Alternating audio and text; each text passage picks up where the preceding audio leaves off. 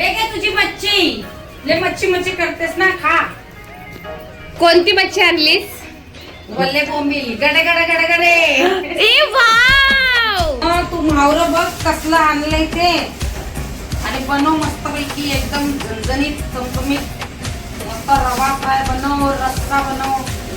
हे बघ बोंबील बोंबील वल्ले. अगं बाई, मस्त वाटले मोठे मोठे बघ.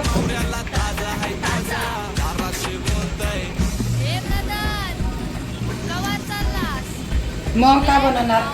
रस्सा बनवणार, फ्राय बनवणार. आता दोन्ही पण बनवते बघ, बोटच चाटत राहशील. चल लवकर लवकर बनव. भूक लागली मला.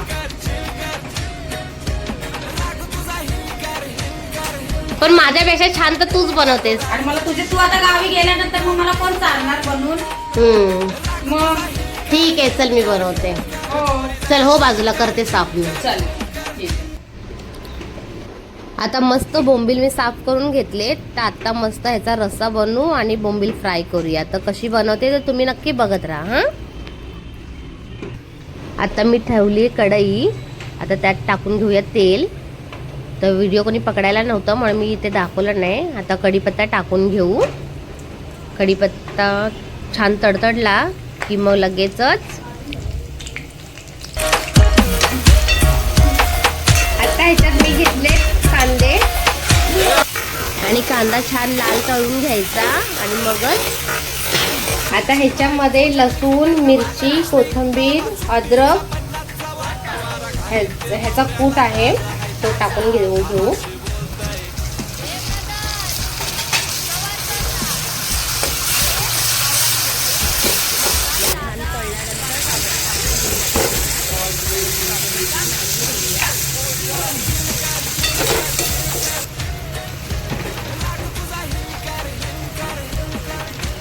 आता घाटावरची म्हटल्यानंतर घाटी मसाला हा आलाच, हो की नाही. तर हा आहे माझा घाटी मसाला.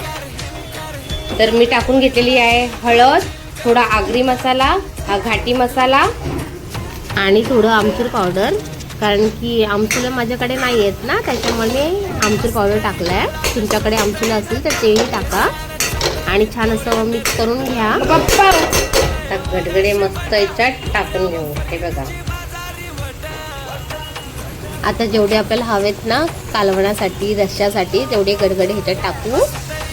आणि मस्त त्याला मिक्स करूया टोमॅटो कांद्यामध्ये.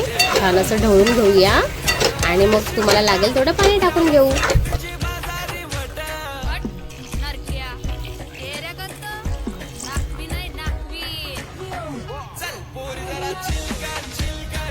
आता मस्त आलेली आहे कालवणाला उकळी. आता ह्याच्यात कोथिंबीर टाकून घेते आणि करते गॅस बंद.